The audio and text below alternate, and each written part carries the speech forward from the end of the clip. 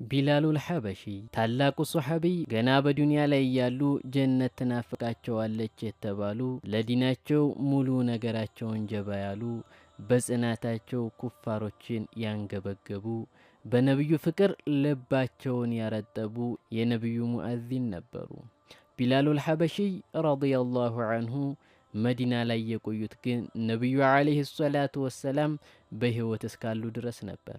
ታላቁ ሰው ሰለላሁ ዐለይሂ ወሰለም በሞት ከተለዩአቸው በኋላ መዲና ላይ መቆየት አልተቻላቸውም። ትውስታው አላስቀምጥ አላስቆምም አላቸው። ምክንያቱም የተለዩት እኮ በውበት አይሉ በባህሪያቸው፣ በጀግንነት አይሉ በደረጃቸው ምሳይም አምሳያም የሌላቸው ነብዩ ሙሐመድ ዐለይሂ ሰላቱ ወሰላም ናቸውና እዛ መዲና ላይ መቀመጥ መቆየት ሲያቅታቸው መዲናን ለቀው ወደ ሻም ድመሽቅ አቀኑ። ትዳርም መስርተው መኖር ጀመሩ። አንድ ቀን በህልማቸው ሰይዲን ዐለይሂ ሰላቱ ወሰላም አዩአቸው። ነብዩም ዐለይሂ ሰላቱ ወሰላም ለቢላል እንዲህ አሏቸው፣ አማ አነ ለከ አንተዙረና ያ ቢላል፣ ልትዘይረን ወቅቱ አልደረሰምን? አትዘይረንምን? አሏቸው ነቢያችን ሰለላሁ ዐለይሂ ወሰለም። ቢላልም በጣም አዝነውና በናፍቆት እየተቃጠሉ ከእንቅልፋቸው ነቁ። ከዚያም ነብዩን ዐለይሂ ሰላቱ ወሰላም ለመዘየር ጊዜ ቀጠሮ አልያዙምና ጉዟቸውን ጀመሩ። መዲና ላይ ሲደርሱም ወርደው መስጂድ ውስጥ ገቡ። ከዚያም በረካም በመፈለግ ያንን ቆንጆ የሁሉ በለጥ የሆኑትን ነብይ ቀብር ዘየሩ። ይህም ተግባራቸው በረካም ፈልጉ ቀብርን መዘየር የሚቻል ለመሆኑ ማስረጃ ነው። ይህንን የሚከለክልም ነብዩን ጠል የሆነ ነው። ከዛም ሐሰንና ሁሰይን ወደ ቢላሉል ሐበሺ ረዲየላሁ ዐንሁ ዘንድ መጡ።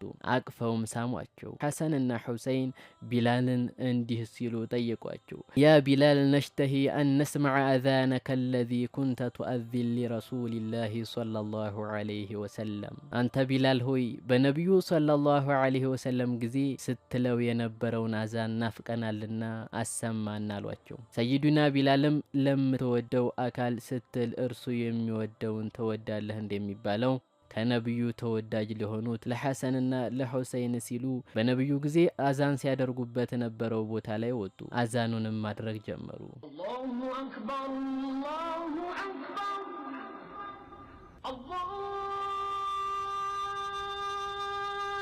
አክበር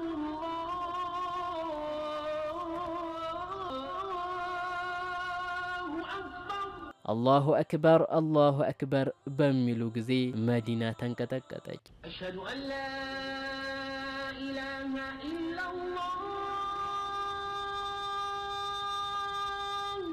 አሽሀዱ አን ላ ኢላሃ ኢለላህ ብለው በቀጠሉ ጊዜ መዲና መንቀጥቀጧ ጨመረ። አሽሀዱ አነ ሙሐመደን ረሱሉላህ አሽሀዱ አነ ሙሐመደን ረሱሉላህ ባሉ ጊዜ ቢላል ከዚህ በኋላ መቀጠል አልቻሉም። አቅሙም አነሳቸው። በፍቅር ተንገበገቡ። ህፃናት፣ ወጣቶች፣ ሴቶች፣ ወንዶች፣ ጎልማሳ፣ አዛውንት ሳይሉ እያለቀሱ ከየቤታቸው ወጡ። የለቅሷቸው ጥናትም ነብዩ ከሞቱ በኋላ ከዚህ የበለጠ ለቅሶ ተለቅሶ አይታወቅም እስከሚባል ድረስ። ምክንያቱም ትውስታው ታላቁን ሰው ነውና።